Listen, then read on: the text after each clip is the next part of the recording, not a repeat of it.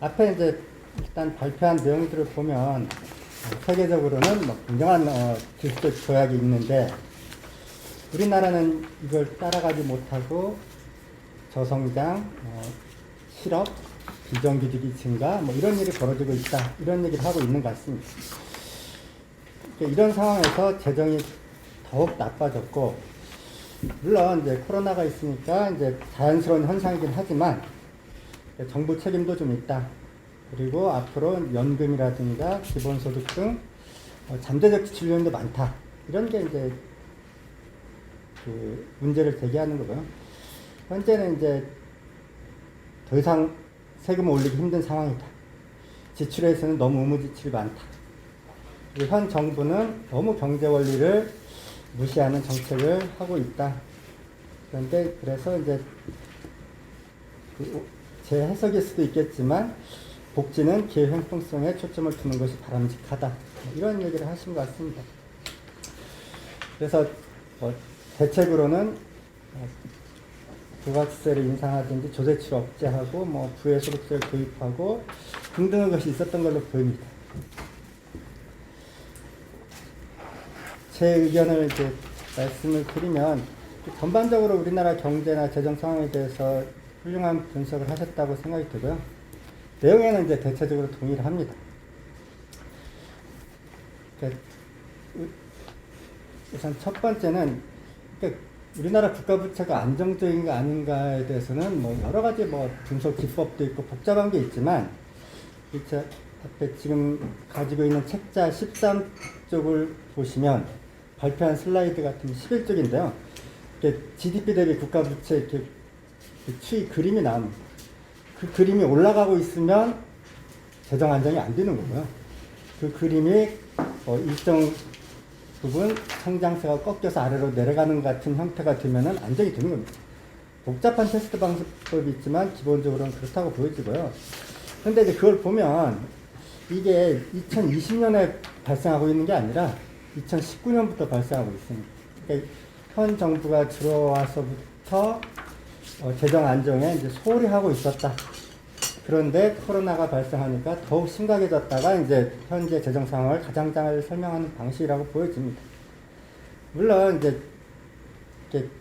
우리가 GDP 대비 국가 부채라는 것은 그러니까 국가 부채는 이제 흔히 말하는 스탁이고 GDP는 이제 플로우다 보니까 플로우 대 플로우로 비교하라고 그래서 이제 일반적으로 말하는 이제 소득 대비 이자 비용 이런 식으로 표시를 한다면 최근에는 이제 이자율이 좀 떨어져서 그나마 조금 여유가 생겼다.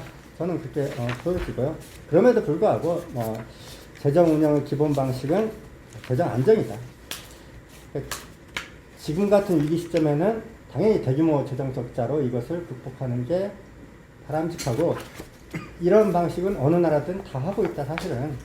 다만 그러니까 작년이든 앞으로 내년이든 후년이든 이때는 재정 균형 이런 쪽으로 가려고 하는 것이 맞다. 그래야 내년에 계속 코로나가 있다는 것은 아닐 거 아니에요.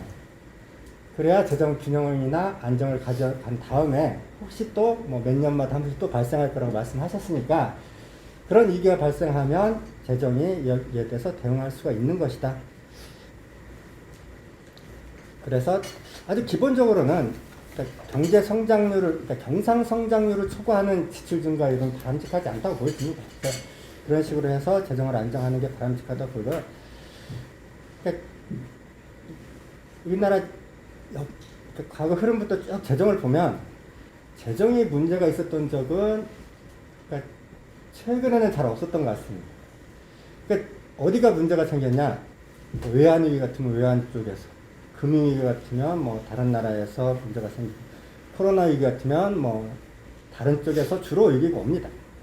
재정 자체가 어떤 위기를 파생시키는 게 아니라 다른 위기가 여기저기서 발생하기 때문에 재정이 이렇게 버텨주는 게 필요하다고 이렇게 보여지는 거고요. 재정의 위기를 앞으로 갈 건가 안 갈 건가는 아까 이코노미스트 얘기를 하셨는데 얼마나 많은 사람들이 걱정하는가에 달려있다고 생각해요. 많은 전문가분들 또는 일반 국민들 아니면 뭐 국회의원분들이 걱정을 하면 큰 문제가 없는 거고, 그렇지 않고 아무 문제가 없어 이렇게 마음가짐을 가지면 바로 재정은 위기로 갈 거라고 보여집니다. 그래서 많은 경우에 아까 뭐 저도 똑같이 조세와 예산은 기본적으로, 그러니까 재정은 기본적으로 정치라고 생각합니다. 왜냐, 그것만 국회에서 결정을 하거든요. 어느 나라든. 그 뜻이 뭐냐, 정치라는 뜻이에요. 그러니까 다른 거하고는 달라요. 그런 점에서 아주 중요한 권한이거든요. 국회가 갖고 있는 권한이기 때문에 본질적으로 정치고, 정치라는 것은 많은 사람들의 생각이 이렇게 모여지는 데 있다고 보여지기 때문에 많은 사람들이 걱정하고 있기 때문에 큰 위기로 갈 것은 아니라고 저는 희망적으로는 보고 있습니다. 어쨌든 또 이제 그 다음은 이제 많은 분들이 지금 정부가 너무 많은 곳에 관여하는 거 아니냐 이렇게 생각하시듯이, 저 또한 아주 정부는 정말 시장에 제대로 기능하지 못하던 것, 또 특별한 문제가 있다고 보이는 곳에만 관여를 해야 한다고 생각합니다. 그리고 관여하는 방식도 보면은 기본적으로 각종 법률이나 제도가 첫 번째로 작동을 해야 하는 거고요. 법률이나 제도로도 안 되면 그때는 이제 뭐 조세적인 유인이라든가 이런 것으로 해야 하고, 최종적으로 재정 지출을 통해서 하는 방식으로 갈 수밖에 없다고 생각하는 거고요. 그러니까 그런 관점에서 보면 뭐 공공재 요구 효과 있는 부분이라든가, 그러니까 개인적으로 대응하기 어려운 위험들, 그러니까 뭐 미취업, 전반적인 취업이 어렵다든가, 뭐 경제가 안 좋아서 실업이라든가 이런 거에 대해서는 당연히 정부가 뭐 사회복지적인 측면에서 해야지만, 국민연금과 가까운 이렇게 것은 개인이 자기 미래를 위해서 보장하는 거기 때문에 개인보험 성격이 더 강하거든요. 단체보험이라기보다는. 그러니까 이런 것들은 가능하면 정부가 많이 안 나서는 게 좋겠다. 그러니까 저는 국민연금도 앞으로 개혁을 한다면 그냥 받는 것을 계속 줄여나가는 방식으로 가는 것이 바른 방향이다. 나머지는 개인들이 알아서 하는 것이 맞는 방향이라고 생각하고요. 그러니까 이번에도 이제 K 뉴딜 이렇게 말하지만, 그러니까 기본적으로 시장 기능을 활성화하는 게 필요한데, 딜이라고 하면 무엇을 주고 무엇을 받는 거잖아. 그러니까 뉴 딜이니까, 새로운 딜이니까 정부가 하고 싶은 뭐가 있으면 무언가 상대방한테, 특히 기업이나 가게한테 주고받는 게 있어야 한다는 거죠. 근데 현재 그 방식을 보면 전혀 주고받는 게 없어요. 큰 딜 같지가 않아요. 그러니까 빅딜이라든 그런 거 같지 않고, 그냥 하고자 하는 것에 이름을 붙인 것에 불과해 보입니다. 그러니까 큰 딜이라면, 예를 들어서 기업이 원하는 각종 부재는 다 받으면서 대신에 뭐 세금을 더 내라든가, 이런 게 저는 개인적으로 기본적으로 딜이라고 보이고, 그런 방식으로 하는 것이 좋겠다. 그러니까 뭐 저는 사실은 다른 분야는 잘 모르는데, 어쨌든 뭐 노동 분야도 그렇고, 뭐 요새 같은 뭐 원격으로 같은 각종 서비스들에서도 마찬가지로 우리가 이러이러한 문제를 풀어줄 테니까 이러이러한 뭐 세금 걷는 것은 서로 양해하자, 이런 복지에다 지출하는 것은 양해하자, 이렇게 하는 것이 저는 큰 딜이라고 보고요. 특히나 이제 1차적으로 시장에 관여하는 방식, 그러니까 분배 자체에 관여하는 방식은 진짜 바람직하지 않다. 가 이제 저 생각이고요. 뭐 그런 것은 이제 저는, 그러니까 예를 들면 뭐 부동산이라면 가격을 통제하는 게 아니라 이걸 통해서 많은 수익이 나면 양도 차익에 대해서는 높은 과세를 해도 괜찮다. 다만 각종 가격을 직접적으로 통제하는 방식은 바람직하지 않다고 이렇게 생각하고 있습니다. 그리고 이게 정부가 필요하다면 저는 뭐 특정 대상을 중심으로 한 기본소득도 뭐 할 수 있다고 생각합니다. 의무지출 억제라고 하지만 뭐 청년 미취업자라든가 실업자라든가 이런 사람들한테 현금 지급하는 방식이 오히려 낫다. 어떤 게 제일 바람직하지 않냐? 무상으로 각종 서비스를 제공하는 게 가장 바람직하지 않다.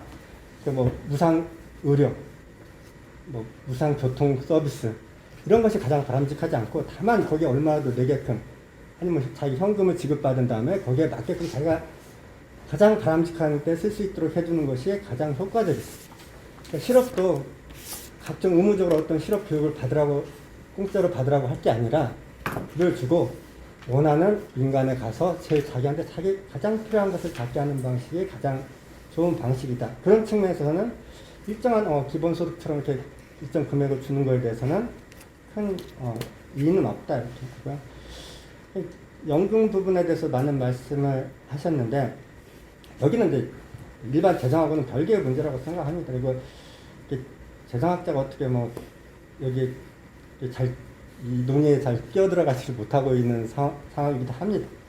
그렇지만 현 정부에서도 그 국민연금 개선안을 가져갔더니 논의만 하다가 그냥 끝났어요.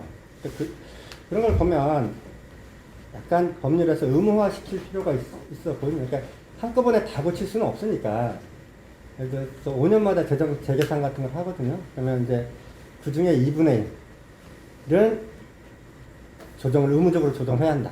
또한 그 2분의 1 중에서 2분의 1은 보험료를 높이는 걸로, 2분의 1은 받는 것을 줄이는 걸로 강제적으로 한다.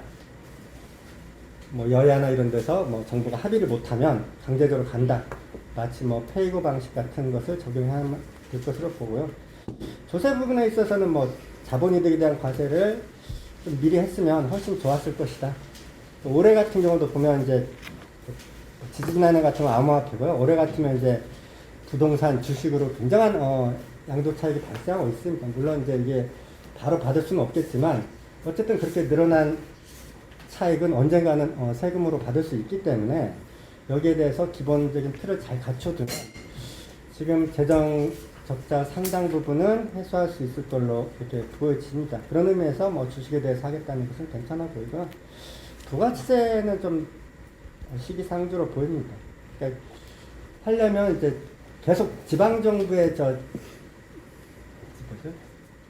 그 세금을 좀 밀려주는 방식으로 하고 있는데, 현재 부가세 일부를 잘라서 이제 지방정 주고 있는데, 정 지방에 늘리고 싶으면 부가세를 늘려서 그걸 주는 방식으로 한다면 이제 굉장히 더 높은 톤은 있겠죠. 지금 그냥 있는 부가치세를 잘라서 지방에 주니까 지방에서는 흔쾌히 그냥 받기만 하고 아무도 반대하는 사람이 없는 형태가 되고 있습니다. 그래서 만약에 진짜 부가세를 늘린다면 지방의 세원을 늘리거나 가능한 각종 국고보조금을 자르는 형태로 해서 가는 것이 맞다고 생각합니다. 이상입니다.